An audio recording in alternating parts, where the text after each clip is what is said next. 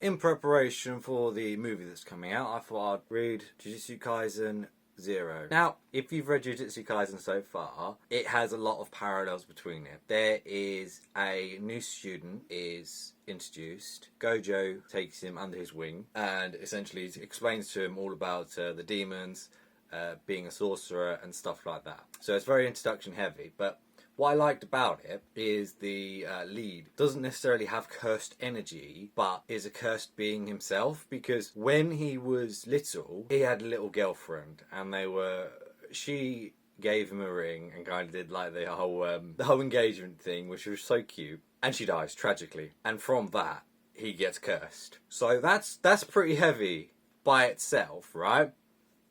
But now he's been taken in, and like you got this main villain from JJK, the guy with long hair. He wants Rika's power, and her spirit is trapped in the ring as a curse. And of course, you get the panda, the Kung Fu Panda. I love the panda, and you get some other characters from it.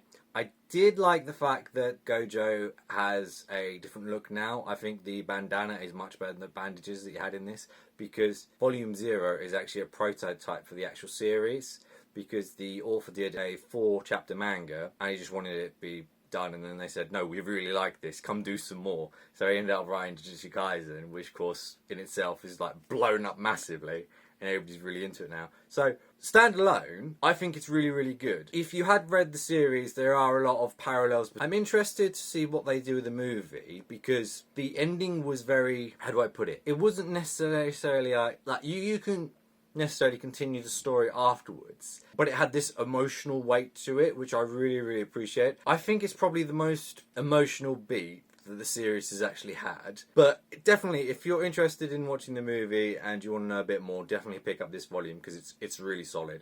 It's a really solid read. I would actually say it's better than a lot. It's better than a lot of the series has been. Like, the series is kind of good but not great, whereas I would say this is kind of on the class of great. It's awesome. And movie-wise, I could see this potentially being the new Mugen Train for this year. It was that good, and I can imagine the adaptation knocking out the park. If they do, this is going to be a fantastic movie. So I'm very excited what happens.